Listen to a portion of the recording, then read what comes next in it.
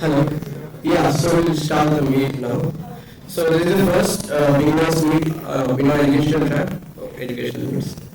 So yeah, so we'll do the basic introduction to C++ and STL. This will help in your DSA as well because for the last part of DSA, the graphs part, you need C++ for that. Okay, so first question, why C++? Why not just use C? We use C++ because it's faster than Python, Java.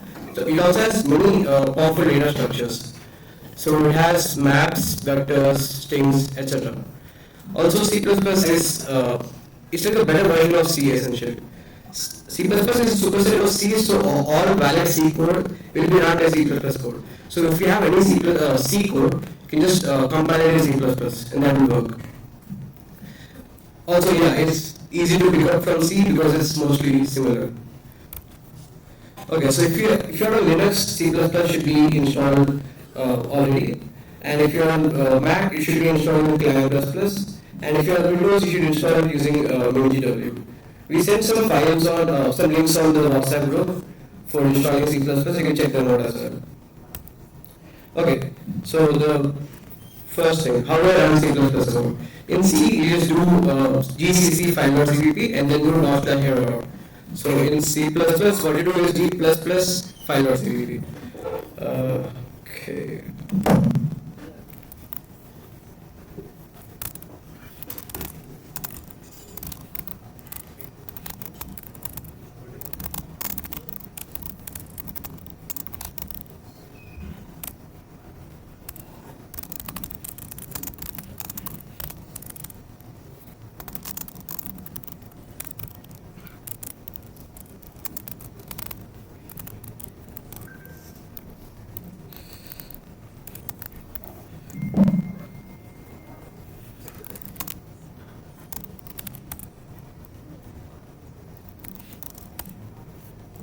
So yeah, that is the basic, running basic file.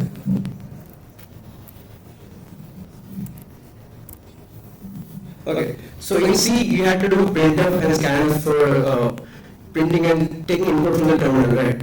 So in printf you had to keep the delimiter %d to print an integer and %s to print a string or %c for character. But the good thing about C++ is you can just use count here.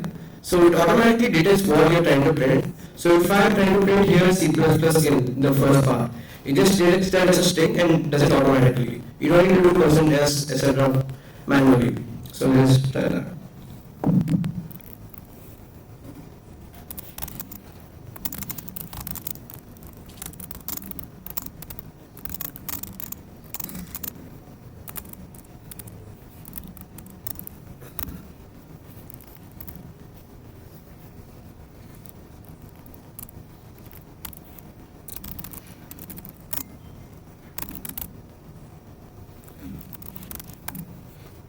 Yeah.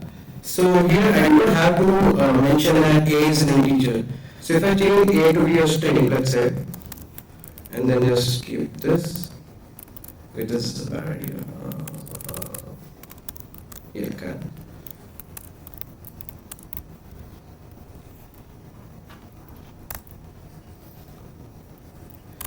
So this will just automatically work out. Oh, this is.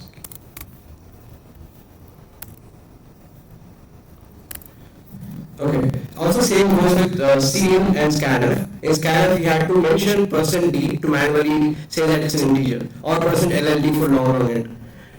In C++ you just do sin a and it automatically rejects the type and assigns it. So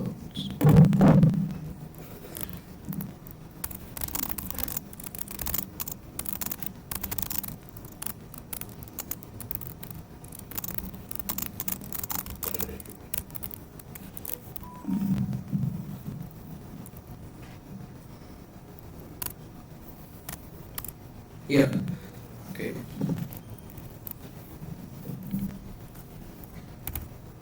Oh.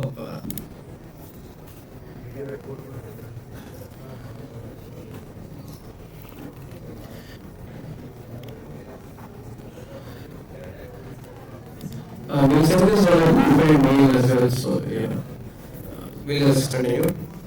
Okay, now the main part of the meet begins. Sorry for everything. So STL is basically a set of functions which you can use in C++. It's like an include file. I'm sure you guys must have done linked list and stuff in C, right? So you have linked list.h, etc.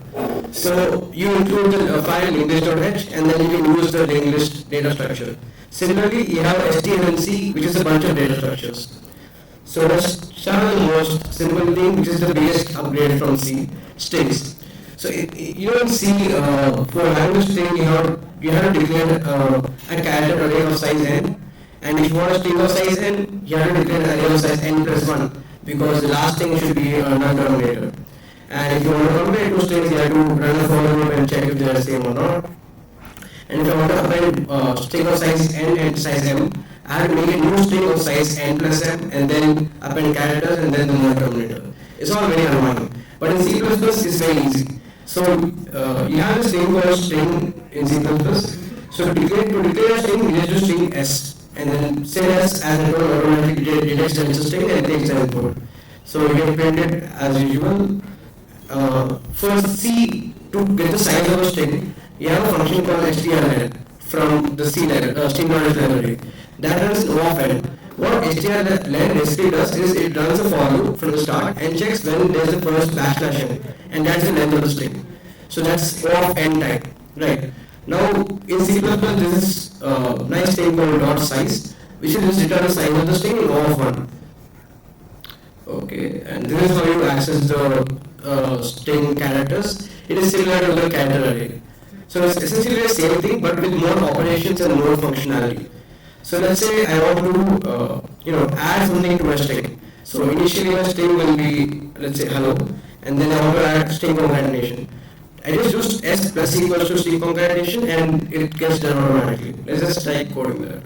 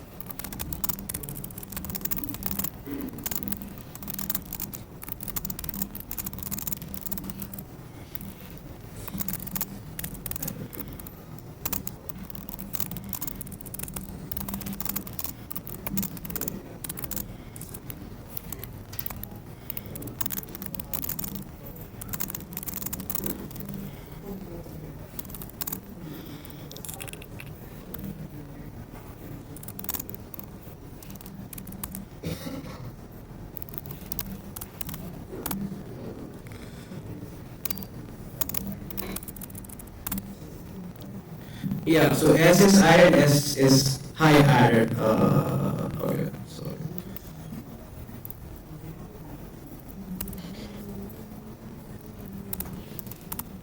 yeah, so that's how you append in strings. Also, you can compare those strings with just S1 equal to S2.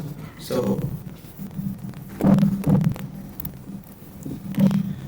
yeah, let's say we have S new, which is S basically. And to compare two strings, I just do S equal to S2. It's very simple. So when I transition from C to C++, strings was the first thing which pulled me in. Like in C, I remember having a lot of issues with the strings. The character array being dot of size n plus 1, I keep forgetting that. And to work with strings in general is very hard. If I had to append to a string, I had to make a new string of size, a bigger size, and then append it. So in C++, it's just very easy. Okay, coming to the next thing, these are vectors. So vector is basically like array in C, but again with more functionality. So to declare an array of size n, you do int AR of n. The same thing to declare an array of size n, vector of size n, you do vector angle bracket int myvec of n. Okay, so let's understand what this is. So vector is a data type, and then int vector is int is what data type essentially is. So if I have vector of character, it will be a character vector. And here in bracket, I am saying what size it should be. Yeah, this is just same as the array. To access the ith element of the vector, I just do myvec of I. And again, like strings, vector also has the function dot size, which will give the size of the vector. The good thing about vector is you can do pushback in vectors. Yeah. So let's say I have a vector of size n. Okay, let's say I have an array of size n in C. Now I want to add an element to my array. So I want to make the array of size n plus 1. How can I do that? How I do that is I should make a new array of size n plus 1 and then keep the value which I want to add at the end of the new array. So this is O of n time, which is very annoying. But in vector, you just do the function dot pushback of x and it will add an element to the vector. So let's try that.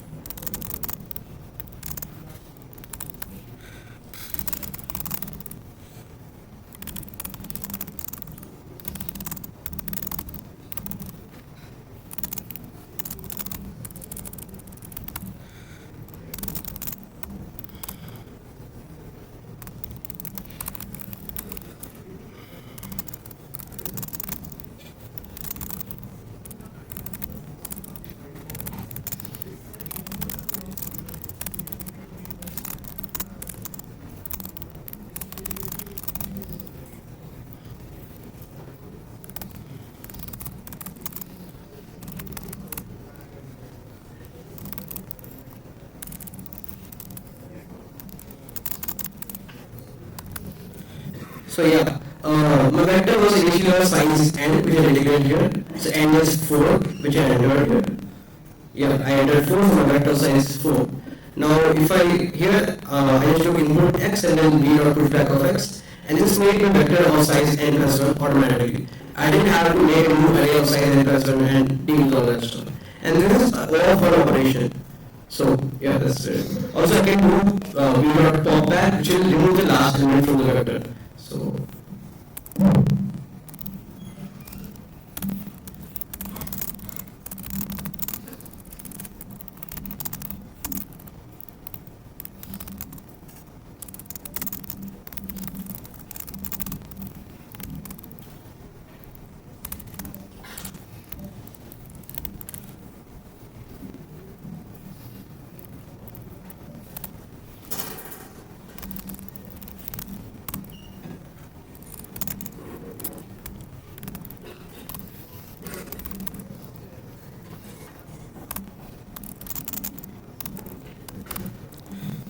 So yeah, initially the size was 5 and then later it became 4.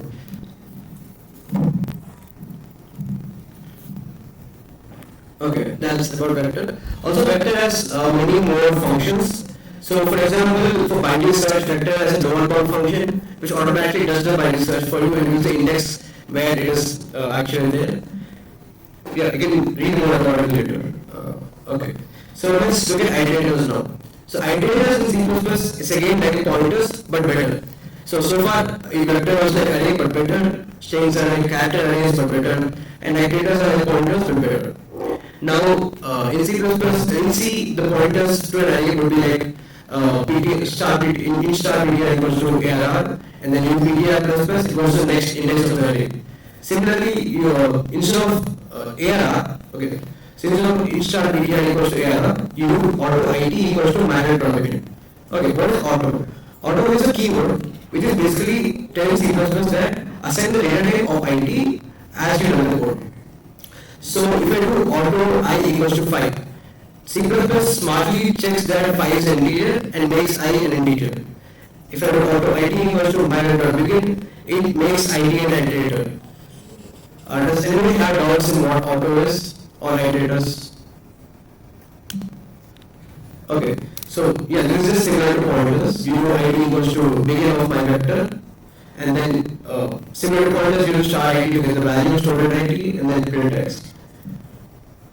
So there's two things in C++. So my vector begin points to the first element in the vector, and minus dot end is basically saying that this is the end of the vector. Now there is also minus dot r beginning, which points to the last element in the vector, and minus dot rn is basically the first part of the vector. Now let's try some code.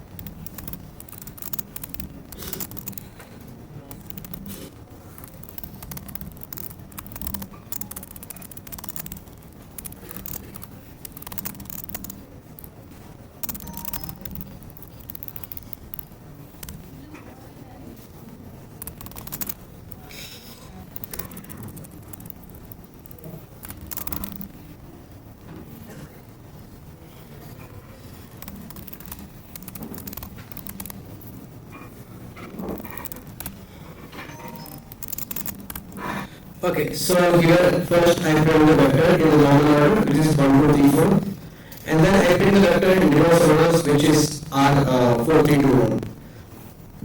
So we dot begin points to the first element in the vector, which is 1, and if I do ID plus it goes to 2, and then if I do again ID plus goes on to 4, and if I do ID plus at the 4, at the last element in the array, in the vector, it goes to something called dot and let's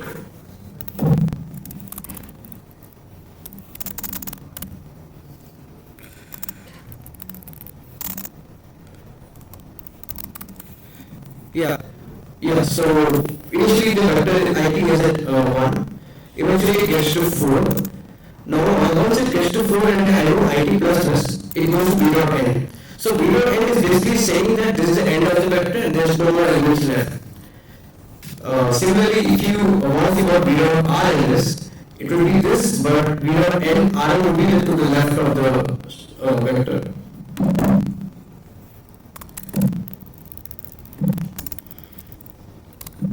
So something like this. So if let's do the second iteration with id plus b dot r and id plus first till b dot rn. So initially id is 4, and then we go to 3, 2, and then eventually we reach b dot rn. So in the following I have a condition that id is less than b dot rn, and only then we'll enter the follow. Okay, does anybody have any doubts in iterators or vectors, strings, anything?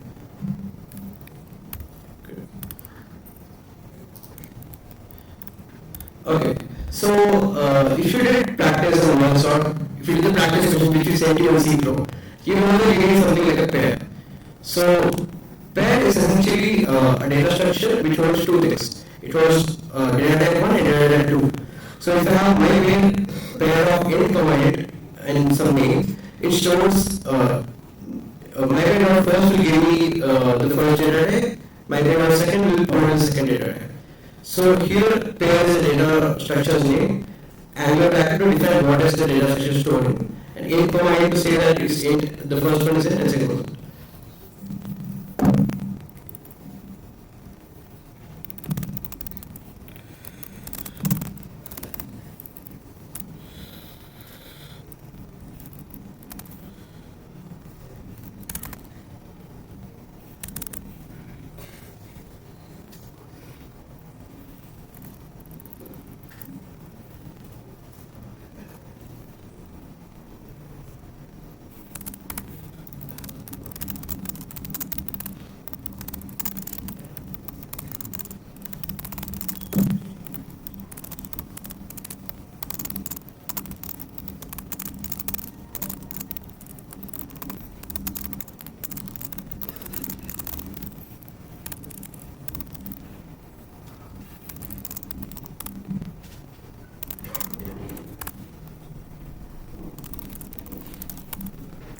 Okay, so so P dot first is 5, P dot second is 10, this P dot is 500. So if I have something like pair int comma cat, P naught first would be integer and P naught second would be character. Uh,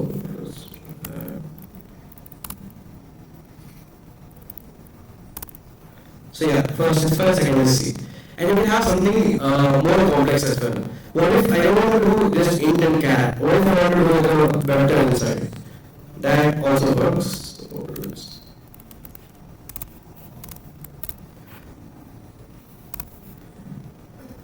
Okay, see, this gives an error here because P naught second is a vector and you can't assign vector to be a char C. So what you can do with this is P naught second dot push back. Oh, fine. Then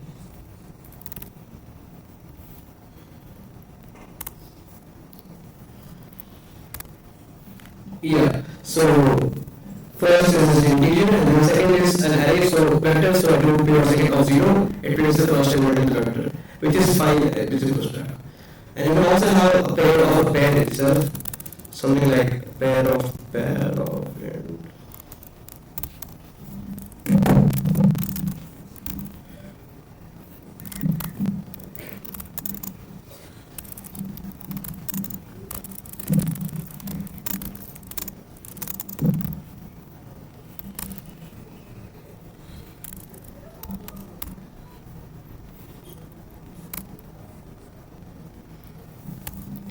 yeah, so P naught second is itself a pair, and whenever we go to P naught second, this is a pair. So in that, I'm trying to find the first one, which is 10. So that's that. So you guys must have done sorting with pairs in C, right? So how you sort pairs in C is you first if I have pairs A and B, and I want to sort them. How you do that is you compare the first element of A and first element of B. If one of them is lesser than the other, you pick that. Otherwise, if both of them are equal, you go to the second element and pick that. So C++ automatically does this sorting part with pairs, so that's also a bonus. Okay, sorry, this is very important. Today was a sorting lab in DSM. So in C++, there's an inbuilt function called sort, which will take the iterators of the vector and sort it automatically in a log time. So in C, you would have to write a merge sort code or quick sort code, which is very buggy from my experience, which will sort it in login, which is very annoying.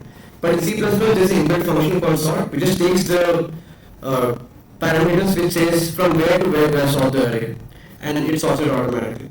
So here ARR is of type pair of int comma int. So the sort function will do the pair sorting, which is basically it checks the first value and then the second value. Let's try that.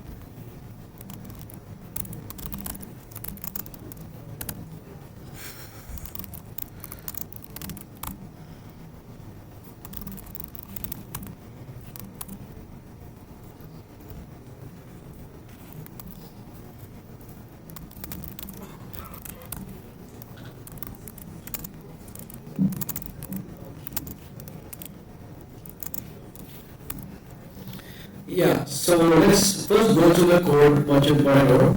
This code is basically covers up almost everything which is stored in the needs of our. So first intent, C need to take the input as in C++. Now as a proof, vector can store any data structure. So I do vector of pair of int comma int. So this basically says define an array of size n similar to array of size n, which is of type pair of int comma int. So v of I is a pair. Now to take input, I need to say v of I first, v of I second. Then okay, this is important. To sort a vector, you have to give from where to where it was sorted. So here I say sorted from v dot a to v dot n. So it's the two iterators. So the sort function takes the iterators and sorts the part which is mentioned to it. Now as I told, pair sorting is basically checks the first value and then the second value. So I have input here 5, 10, 2, 6, 2, 7. So obviously 5, 10 is bigger than 2, 6 and 2, 7 since the 5 is bigger than 2. So that is the last. And then you see 2, 6, 2, 7. When you compare these two, the first value is same. So you compare the second value, which is 6. Okay, 6 is smaller than 7, so it comes here.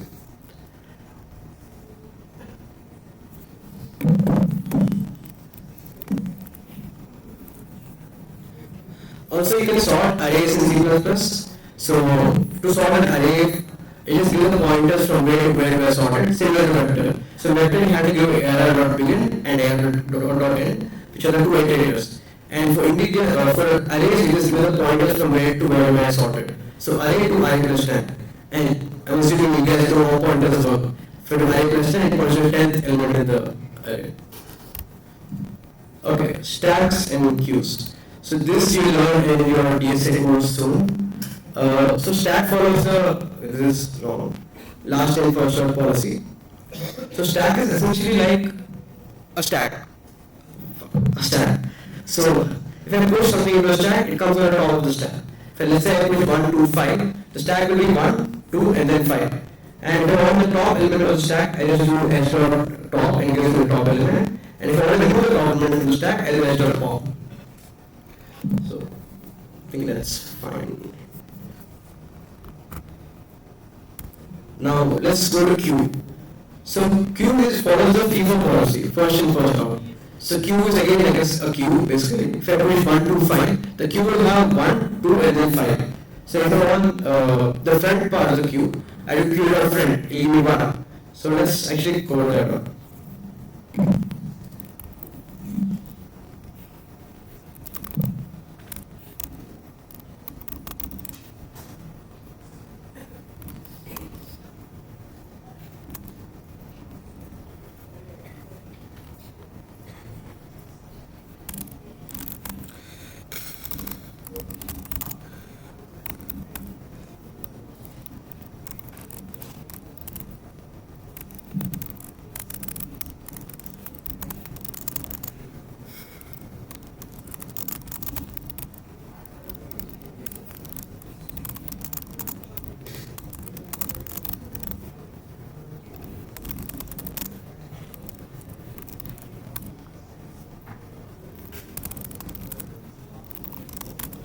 So yeah, first I push 5 and then I push 10. So I get, when I do the front, I get 5 first and then I get 10. So let's say this is a stack. So let's see how that works.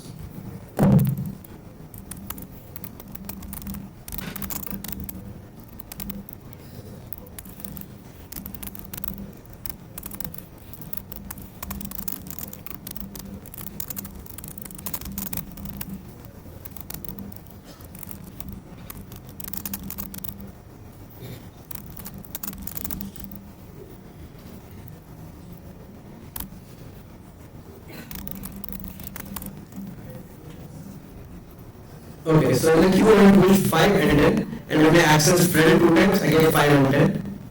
And in the stack, I push again 5 and 10, but I get 10 and 5 since it's the reverse order. That's that.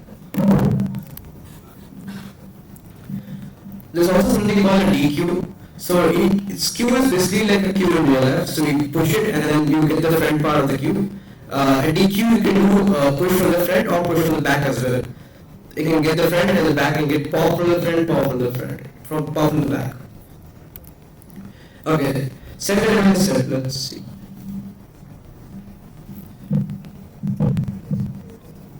So this is one of the most powerful data structures in C STL. So set is like a bag essentially. I can keep elements in the bag. Let's say a set of integers. If I keep the integers 1, 1, 5, 10, the bag will only contain 1, 5, 10. So basically set will contain integers in sorted order, also only distinct integers. So let's try that out.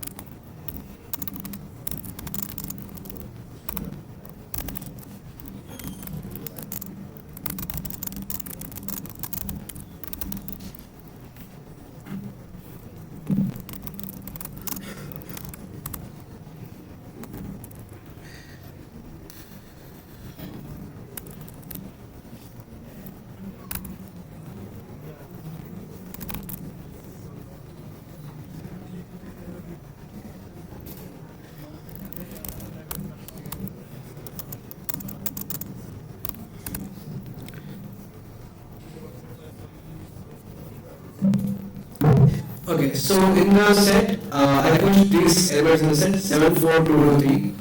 So out of these, only 7, 4, 2, and 3 are stored in the set. Since set only stores the distinct values. And also, first step we do the size of the set, which is 4, and then the values are 2, 3, 4, and 7. Let's go over the code once. Okay, to add something in the set, we use to st.insert of x, and it will add to the set. And this operation takes all log n time. So if the set contains n elements, this operation takes all log n time. Now st.size as in strings or vectors is just same thing, prints the size. And then again, this is similar to vectors, the iterators. So in vectors you have vec.begin and vec.end, and in sets you have st.begin and st.end. It's the same thing. Now to print something is do star id. So the good thing about sets is it shows sorted order. So let's say I add something else to set now. It will automatically detect where to insert it in your set and keeps it there. So this is not easily doable in vectors or arrays. Also set has some nice functions like lower bound or upper bound. So lower bound basically finds the iterator pointing to the first element greater than or equal to x in the set. Let's see that.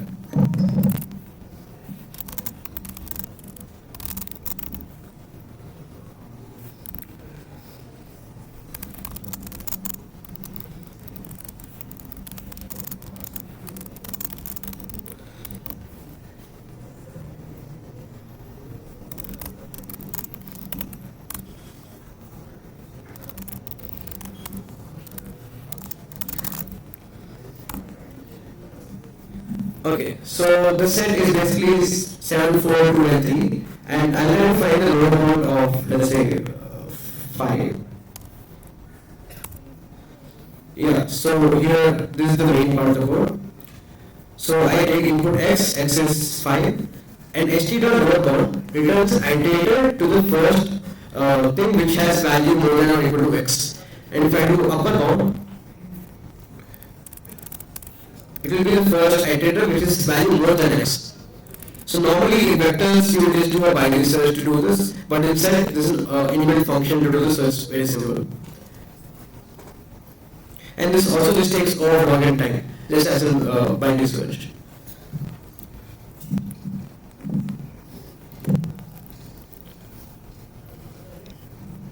Okay, there's also something called multi-set in C++. So it's the same thing as set, but it can also store duplicates.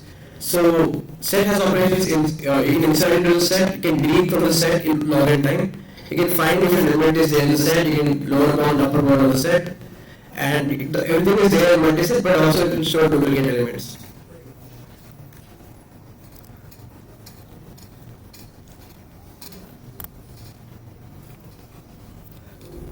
Okay, let's just go on this code once.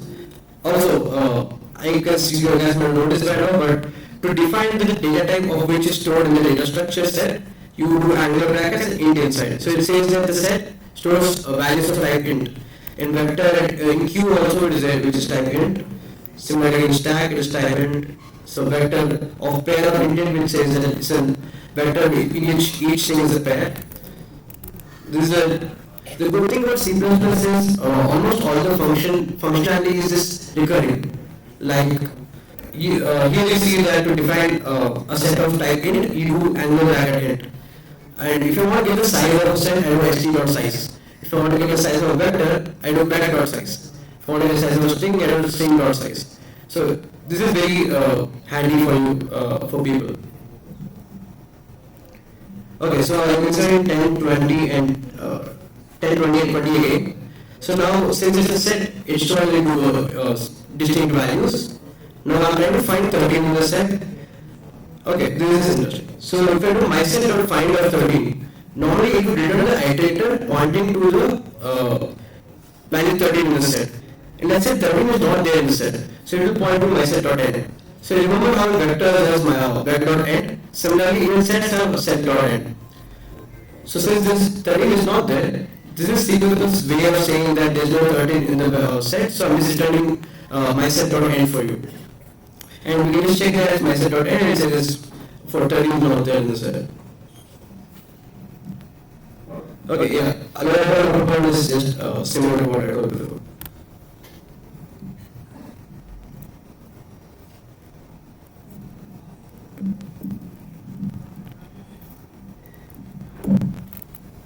We can also delete from the set in all of login time. So let's just try that.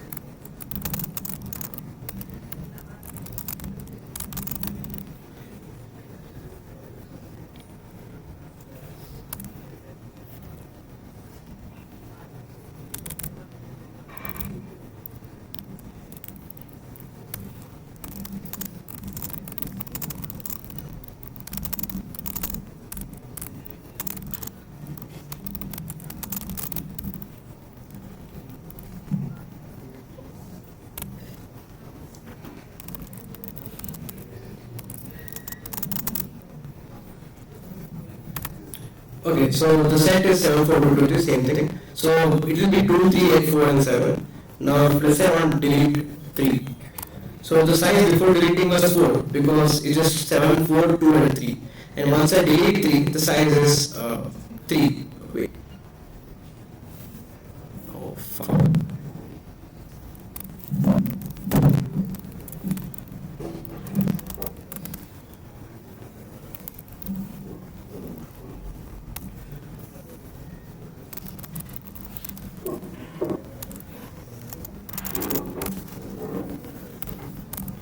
Okay, once no, I forgot to erase from the set.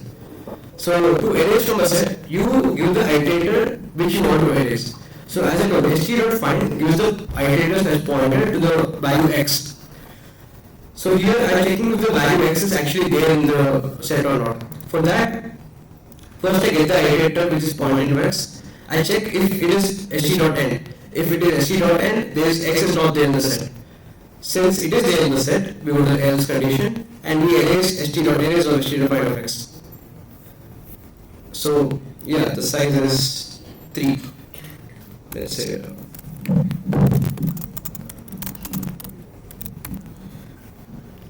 yeah, so now I'm trying to delete 10. It's not there in the set, so the size did not change.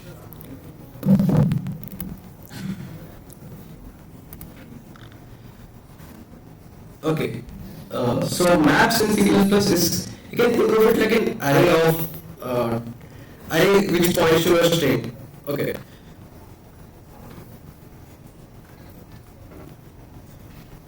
So if I have map of int comma string, it's basically key value pairs. So MP of some key will give me a value. For example, here MP of 1 is storing 1 in string and MP of 7 stores 7 in string.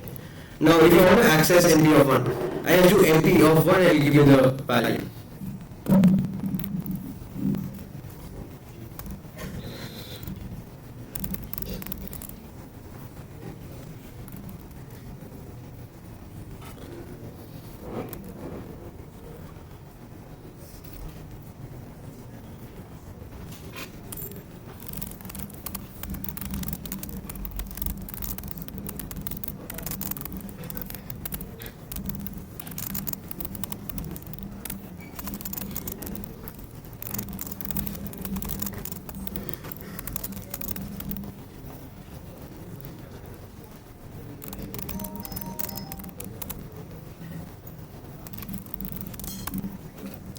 Okay, so map is this, as I told, it's a key value pair data structure.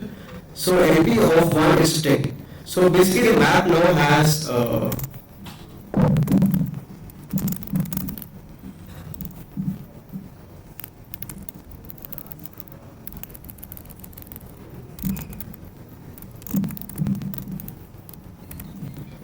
once I have MP of 1 equals to 1, this key value pair 1 comma 1 is inserted into the map, and if I do MP of 2 equals to, the key value pair MP 2 comma 2 is inserted. And if I want to access what the value 1 stores, I just do MP of 1. And if I want to access what 2 stores, I do MP of 2. Also, you can have something more complex, like instead of just map of int, you can do map of pair of int comma int. Or you can have map of map as well. So it goes on.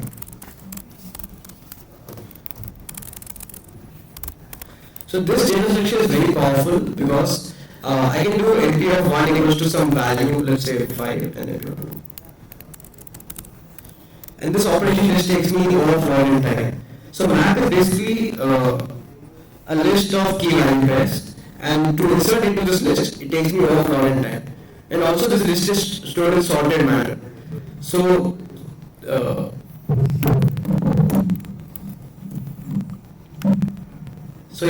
so if I do, as I told, it just key value pairs.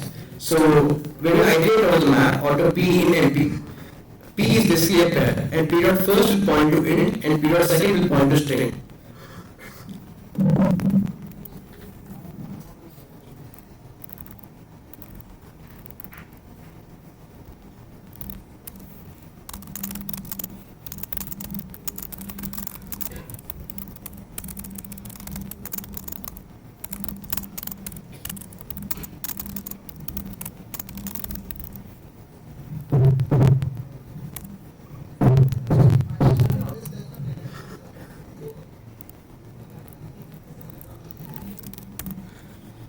Okay, so as I told, map is just a list of pairs, key value pairs.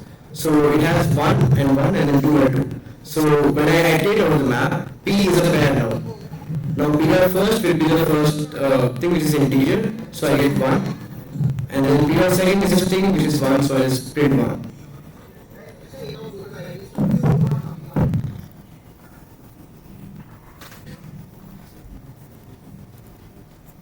Okay, so since map is a sorted data structure, I can also do the lower bound in map. So, okay, here the map stores the pairs 1, 1 in string and 7, 7 in string. If I do mp.arrays of 1, it finds the pair which has key as 1.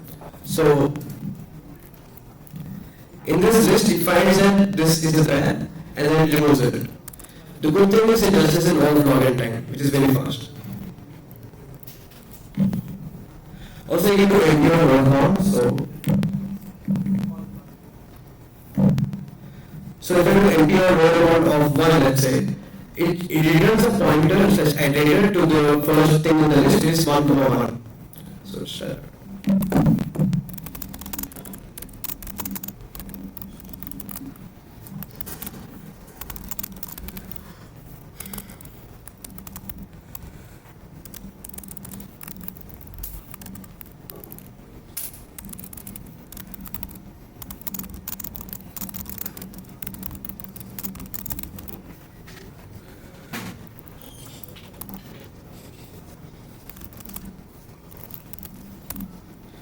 okay, so I did NPR roll of 1, so it found the first pair in the list, which is 1, 1, and it just prints that.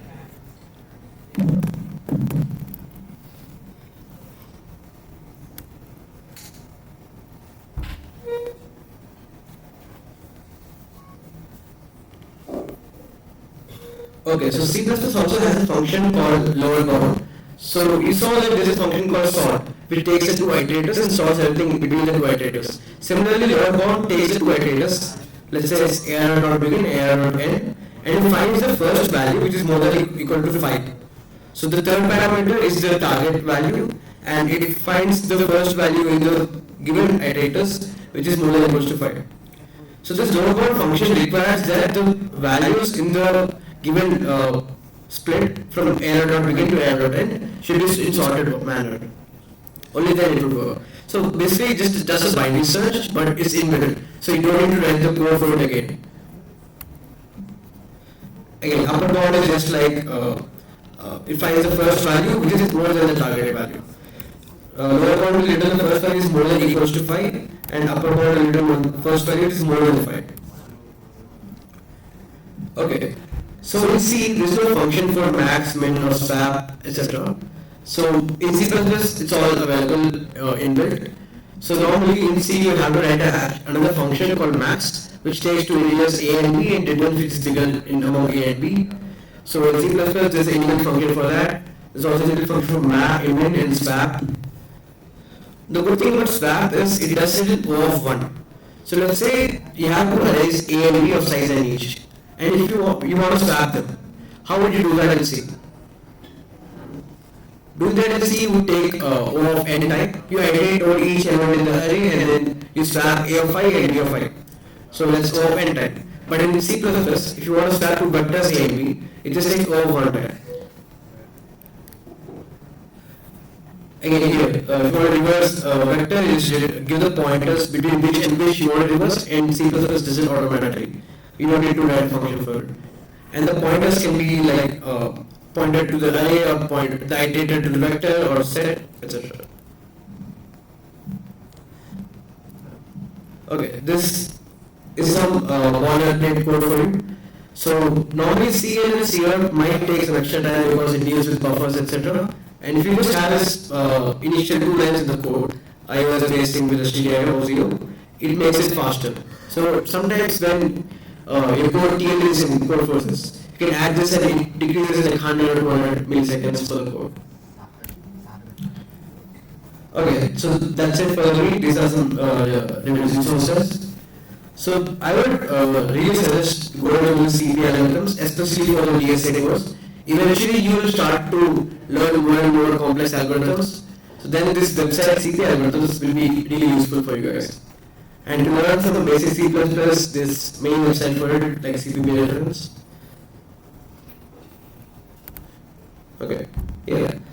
And okay, one more thing, the lockout registrations will end on 16th, I think, so register as soon as possible. Yeah, make us score for the account for it, so do that as well.